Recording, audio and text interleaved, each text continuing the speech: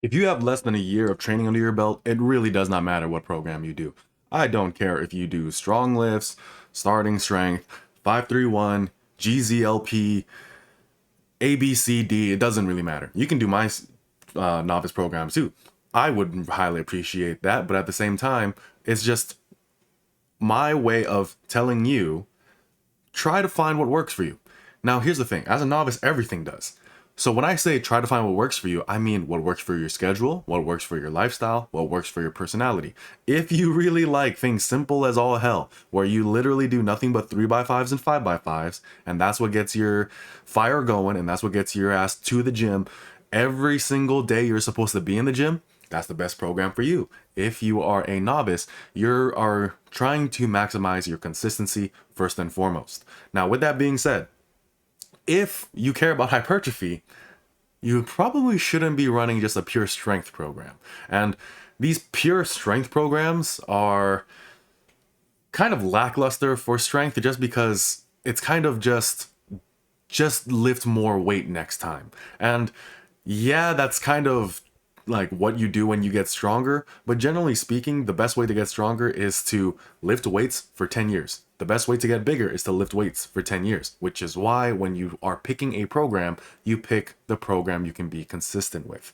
So if you're worrying about what program you're running, you're probably overthinking, just straight up. So before we get into the topic of today's actual video, that was just my little mini rant, a la Bald Omni-Man. So in his style, he recently gave me a shout out. Definitely appreciate it. Like, thank you so much, sir. So, yeah. Anyway, today's video, we're actually going to be going through my YouTube comments. I have been kind of lacking as far as me replying to some comments. Like, it's very, like, just spur of the moment, if I have time, if I have a second kind of deal. And I want to do kind of like a bit of a Q&A because I need to actually reply to these comments. But anyway, so my name is Cross the King, StanceTraining.com. If you are interested in size and strength content, that's what you can find on this channel. I also will talk about certain philosophical concepts that I find interesting and relevant to people who like to have self-imposed hardship, and as well as how to meet, the hardship that comes to us without our consent. So all that is going to be found on this channel. If you like that, then please consider liking and subscribing to the channel. But let's get into some of the comments that I actually need to reply to. So let's see. Thomas Finelli says, what do you think about RPT then? I feel like that lets you do a top set like normal, but then potentially set multiple rep PRs as the set goes on, all within 5 to 10 reps generally. So rest pause training is great. And here's the thing, at least that's what I think he means by this, RPT, rest pause training. So rest pause training is where, you do a certain amount of reps, you take maybe 3 to 4 breaths, 3 to 4 seconds, whatever arbitrary metric you use to have a standardized pause, and then you do more reps. Now here's my thing. You potentially set multiple rep PRs. I don't really think that's the case. Reason being, if you hit a true 5 rep max, you taking 3 seconds probably isn't going to turn it into a 6 rep max. You taking like a couple breaths in between certain reps, it's probably not going to go that way. Now, that's not to say that there isn't like a certain performance benefit to rest pause training. I've certainly experienced it myself when I did use rest pause for a while, where like I would do 3 reps, rest a little bit, 3 reps again, do rest a little bit. Like you might be able to squeeze out one more rep. You might be able to squeeze out like a cleaner rep, if anything. But actually let's say, for example, you turn a 8 rep max to a 12 rep max. Probably that's not because of rest pause training. It's probably because you got stronger and you just happen to be doing rest pause that day. So rest pause training, good tool. Does it help you set multiple rep PRs as the sets go on? I don't think so. Is it really good for people who are kind of, as the set goes on, their form breaks down, or whether because they get excited or something of that nature? Yes. But generally speaking, I think rest pause is just a tool. It's not like a magic pill. So there's that. So rest pause training is great, but a true rep max won't be broken just by taking a 3 to 5 second break. So very simple, but that's my answer for that. So how do you think fast lifts stacks up to non-linear progressions? So my thing here is this: what progression is not linear? So now I do get his question. Here's the thing: the reason why I say this is because you guys know in like stats, right, or like really basic math classes, when you make certain like graphs, like those like scatter point graphs, I think that's what it's called. I forget all the names of the graphs, but you know, the one where there's like a shit ton of dots. What you do when you have a graph like that is that you take a line and you put it through it. Same thing happens with certain like graphs that you use for certain metrics. Like let's say like when I'm coaching my clients, there is like a trend line. So like whether they're like, let's say their weights or their PRs are kind of going like this, there's going to be a line through the middle that kind of has like the averages. And so it kind of shows you the trajectory. It kind of shows you like the general direction, whether they're trending upward or trending downward. And that's all linear, you know. So there's no program that tell like you can undulate things as much as you want, but generally speaking, you always want your program to moving in one direction. So you know, you always want it to be moving forward, you always want it to be moving up. The reason why it kind of undulates and everything like that is just because you're putting some time in between.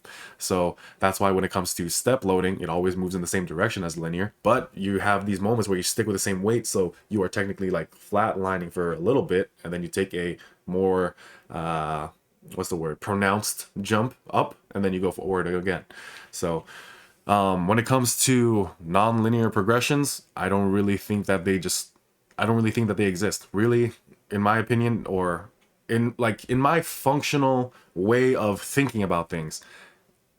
Linear has kind of like a couple meanings to it. If you just mean linear progression, add weight 5 times a week, or not 5 times a week, add 5 pounds every week, then that's not going to be as good for you, especially if you only use one rep range. So the reason why I like fast lifts linear periodization is because you are working at different thresholds, and also you are anytime that you don't hit the prescribed number of reps in a set, you actually scrap that set. So there's things that change and move out of the program because it manipulates volume and intensity, and it also promotes recovery with other mechanisms in there. It's not just a simple 3x5, a 3x8, a 3x3, and then add 5 pounds a week. If you like, make sure you watch that video and actually talk about it. It's a great way of going about things linearly as far as that goes. Now, when it comes to everything else, like let's say undulation or block, which I think is more in line with this question there, block is literally linear periodization with you putting labels on things, or with you putting like brackets in between certain boxes of your training. So let's say for the first 4 months of the year, it's a hypertrophy block. Then you go into a strength block. And then you go back into a hypertrophy block, or something where you mix the two.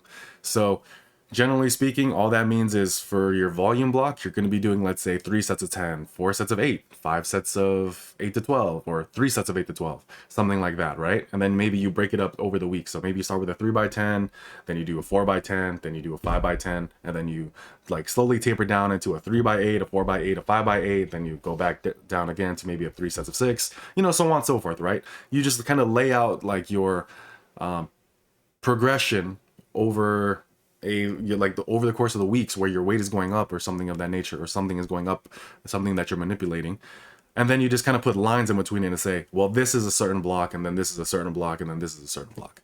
I know that's a super oversimplified way of looking at block periodization, because here's the thing: if all you care about is size and or strength, you don't really need block periodization. You are only training for two things, size and strength, which are inseparable, which are always going to be going up simultaneously. Now, with that being said, if you are a track and field athlete, if you are a combat sport athlete, if you dabble in, you know, more cardio-based sports, yeah, block's going to be great, because you're going to have blocks of time where your training is going to be more specific to your sport, which is not in the gym. So block periodization is great. So there's that. Now, as far as like how does fast lift stack up to these nonlinear progressions, all progressions work. There is no magic progression. The magic is progression. So when it comes down to how you do things in your program, you want to make sure that there's enough time for you to actually acclimate to the adaptations of your training, but you don't need to be like, I really don't like kind of questions where it's just like, is this better? Is that better? Is this better? Is that better? It's like, give it a try. Give it a try. Because here's the thing. Even if it's good, useful, if you don't like it, what are you going to get out of it? Nothing. Like, just because someone says it's optimal, it might not be optimal for you. So give that a shot. Now, like, so back to this question though. Like I said, there is no magic progression. The magic is progression. So, but I do think that his approach is really good. And yeah, I will talk about it till the wheels fall off, because he's someone who's helped me out a lot personally, professionally, as a coach, as a role model. So I really am grateful to everything he's done. So, but yeah, I'm just going to reply to this question here and say the magic, or let's see, there is no magical progression. The magic is progression. Let's see. So I might, yeah. All right, so, okay. Have you tried PE, like performance enhancers, physical education? I don't know. Let's see. Uh, I'm trying to find questions that I haven't answered or I feel like are kind of like useful. Well, this is one that I think is good. What do you think about the ABA/BAB rotational split? So this is really common with full bodies. And it's moderate in frequency, but some trainers think that it's not frequent enough. So if your trainer thinks it's not frequent enough, that means they have a strength bias. And that's not a bad thing. I have a strength bias. If you have strength goals, a ABA/BAB split, for the most part, it might not work all that great for you if literally some weeks you have 1 time a week and other weeks you have 2 times a week with certain lifts. So for the deadlift, this can work great. If you're advanced, probably going to need maybe like 10, 14 days.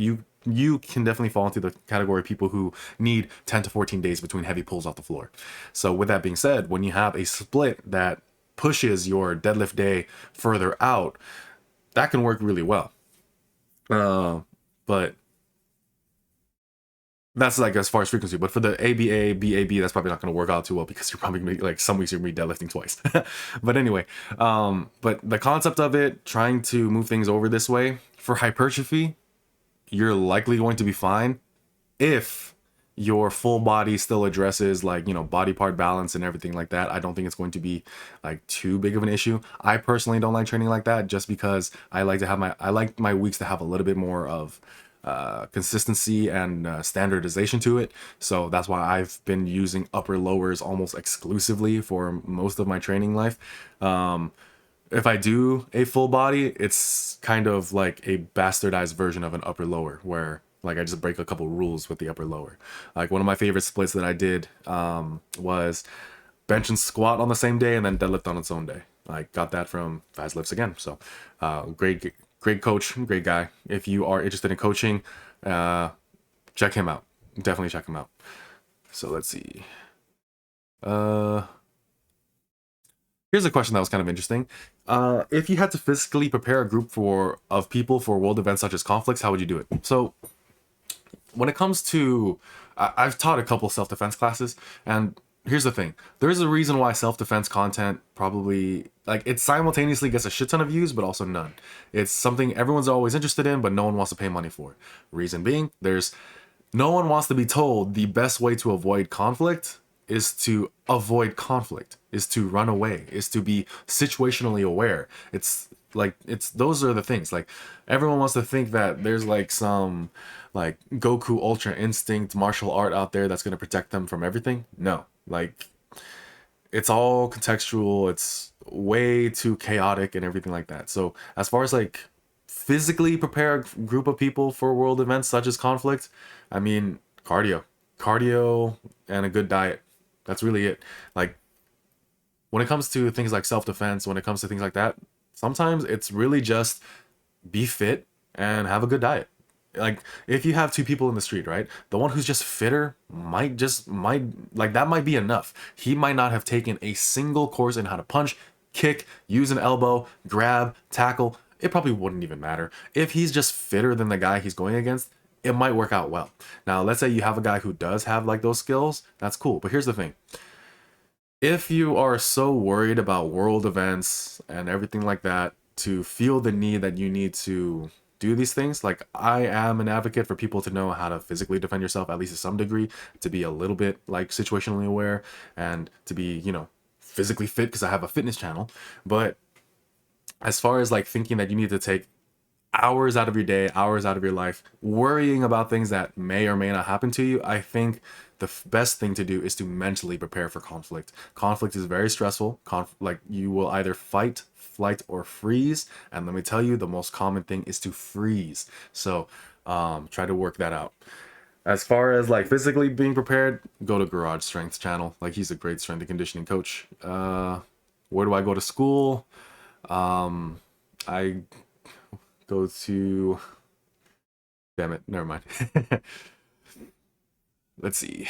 Where can I find the program? What are my thoughts on the seal row? It removes a lot of tension, if not all tension, from my lower back. And because I do an upper lower split, my lower back isn't sore and don't get fatigued as much the day after my upper day when I'm hitting lower body. Seal rows are great. Wish it was easier to set up in most gyms. That's really the biggest thing. Whether or not it's like convenient for you to set up in your gym. But yeah. Seal rows, trying to save your lower back. This is something that has become way more popular since the advent of, you know, smarter training practices.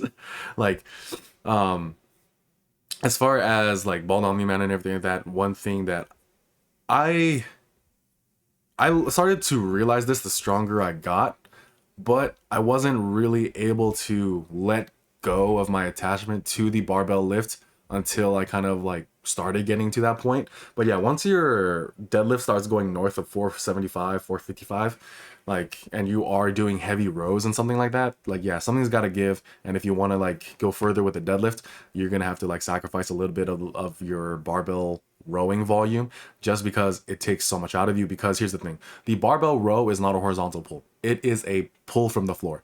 Even if you do something like a bent over row, even a Yates row to an extent, because you're just dipping so much into the same recovery system and the same like musculature used in the deadlift, you have to recognize that with like your training economy, it's just not going to be like all that good for you. So seal rows, they like rowing is super important for upper back and just like overall back development. But with that being said, when you are doing barbell rows in conjunction with deadlifts in the program, yeah, something's got to give eventually. So seal rows are fucking phenomenal. Would you be able to review programs by MindPumpTV?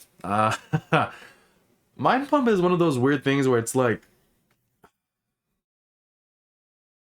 I'm not saying they don't know their stuff. I'm not saying that they are bad. I'm not saying anything too bad about them. But if I could describe them in any kind of way, it's personal trainers who have just done a bit more. Like, they're just a notch above personal trainers. Like, and so that means like when it comes to Gen Pop training, yeah, they're gonna be fucking phenomenal. Like, it doesn't, in my opinion, it doesn't take much to be pretty good with it doesn't take much to be pretty good with general population training, just because when it comes to most personal trainers, they're pretty shit. So there's that, right?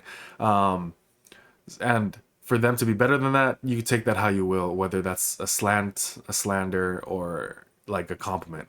I don't think they're horrible. But I do know that they help people, and I think that's more important than a lot of things.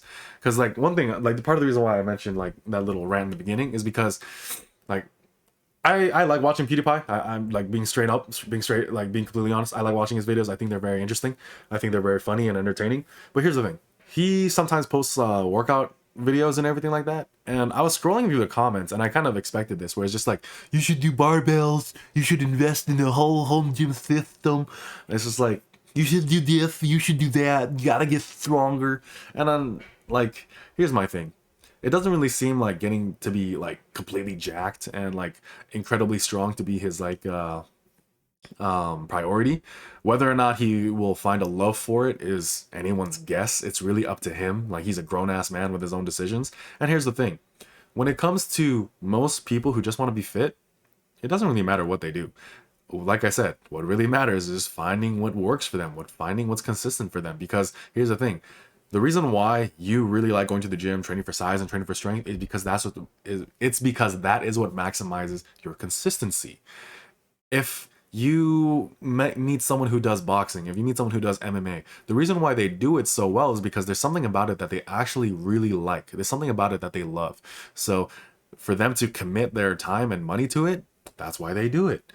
You can't force that onto any other pursuit. I can't force you to pick up painting. I can't force you to pick up fencing or something like that, right? Like, generally speaking, your interests grab a hold of you in the same way that you try to grab a hold of them. And even if there are best practices in a certain hobby, whether or not they're relevant to you is kind of dependent on how much that goal actually matters to you. Like I said, I don't think he wants to be like super jacked, super big, super buff, super strong. What he's doing as far as his workout is perfectly fine because it maximizes his consistency.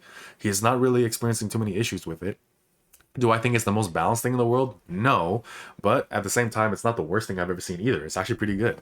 So when it comes down to like general population training, for the most part, we are kind of useless to them, outside of like some stuff, right? Like there's some things that we do that may or may not be useful for them. Like for example, like going back to rest pause training. I'm not going to go to some 30-40-year-old and tell them like, hey, the best way to build muscle is to do rest pause. I'm not going to talk to some, like, I don't know, 20 to 25-year-old fitness model girl who wears nothing but leggings all the time, like, hey, you need to really do super slow eccentrics and everything like that, right? Because that's what most personal trainers are like. They do that kind of stuff. They try to throw themselves to one type of training for too long and think that that's the holy grail and then push it onto everyone. So that's pretty shit. When it comes to most general population clients, like unless they have a very specific goal as far as like them wanting to be like a certain look, a certain level of strength, they're no longer gen population at that point. When I talk about gen pop, I just mean like, some muscle, some strength, a little like, being a little lean, like looking a lot better, being a bit fitter. It's kind of just like general fitness. That's kind of the thing. So a bit of a ramble there. I'm going to cut it off in about, I'll do one more. So let's see. What's your approach? Comment on that one. Let's see. Is there a smoke detector on? Yeah, my smoke detector, like, I keep forgetting to change the batteries on that thing, but it's okay right now. Okay. Ba ba ba ba ba ba ba ba. All right, so here's one, and that'll end it off on. When should you try for 1 rep maxes? I now am in line with thinking maybe once a year. Like, um, and here's why. Like, if you are training for hypertrophy, now here's the thing. Even though this is a strength channel, that doesn't mean that hypertrophy isn't involved. Because here's the thing: what has been being said for the past like 10 years when it comes to like how to get big, get strong, right? Now, we can never leave that behind, but we have to make sure that we're very clear on what strength means. When it comes to 1 rep maxes, they're pretty shit for hypertrophy. When it comes to testing your 1 rep maxes, it can actually do more harm than good for good strength training. If you really care about your 1 rep max, you should really try to be training sub maximally for as long as possible. Like, you want to be trying to accumulate as much work as you possibly can before you need to peak. A peak doesn't catapult you into further strength gains. It actually forces you to take time off or to take multiple steps back so you can actually resume normal training. So this is why when it comes to a lot of like, let's say, general strength programs or just general strength training for most people who are like interested in strength but maybe aren't like super into powerlifting or something like that, generally speaking, I don't really like put in 1 rep max like maxes or anything like that, and I don't like programs where that tell you in 12 weeks you're going to try for a new 1 rep max and then you're going to repeat the process and then just ad infinitum. Maybe it'll work, but I don't know. I just find that like those programs tend to burn people out more, or like people kind of rush the program because when they see that 1 week is just so goddamn easy, they skip a couple weeks ahead to make it feel a bit more difficult. So I personally would try to have certain things within the program that are, you know, difficult enough but still possible to progress on for much longer than just like, here's a super easy workout week 1, and then all of a sudden it spikes up in difficulty that you're not really expecting or ready for, and then like a couple weeks in you're like dragging your feet and then you're told, all right, time to 1 rep max. Like, that's why I'm not really a big fan of like those kinds of problems, just because too many things can happen in between, and that's why in my opinion, your program should be a bit more malleable, and auto regulation is something that takes a while to kind of get a grasp on, but it helps out so much. So I'm gonna cut off the video there. Yeah, if you found this entertaining, enjoyable, anything like that, I really would highly appreciate a like, comment, a subscribe, a donut, a In-N-Out burger with grilled onions, just spread only, because I need to eat more vegetables, but the meat eats vegetables. And I'll make it a 4x2. 4x4 is a bit much. There's too much cheese on that. So 4x2, protein style. Nah, not protein style. I don't eat vegetables. I just said I don't eat vegetables. But anyway, that's it. Have a good day.